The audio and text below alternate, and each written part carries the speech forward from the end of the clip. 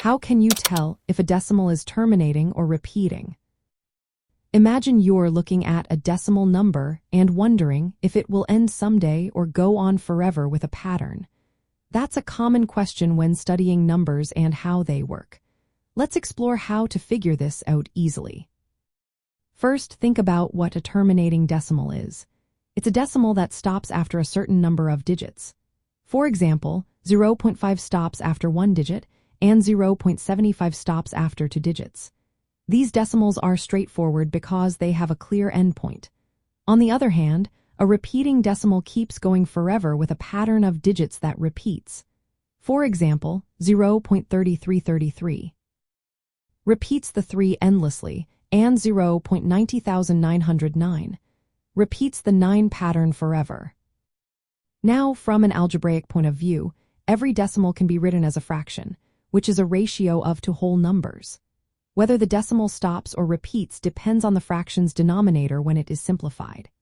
If the denominator has only the prime factors to and 5, the decimal will end. This is because the number can be written with a denominator that is a power of 10, like 10, 100, or 1000, which naturally produce terminating decimals. For example, 1 divided by 8 equals 0.125 because 8 is 2 cubed, and the decimal stops after 3 digits.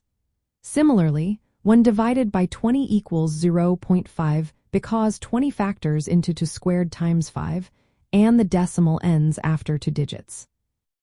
But if the denominator includes any other prime factors besides 2 or 5, the decimal will go on forever with a repeating pattern.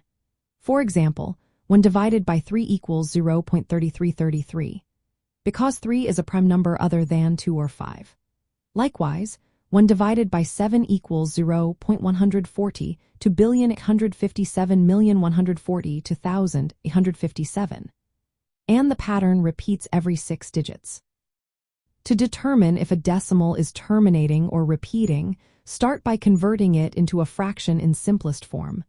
Then, factor the denominator into prime numbers. If the only prime factors are 2 and 5, the decimal will end. If there are any other prime factors, the decimal will repeat. This method makes it easy to see why some decimals end and others go on forever with a pattern. It also helps you understand how decimals relate to fractions and rational numbers. Knowing this is useful when simplifying expressions, converting between fractions and decimals, or solving algebraic equations involving rational numbers. So next time you see a decimal, try to write it as a fraction and look at the denominator. If it's only made of 2s and 5s, you're dealing with a terminating decimal.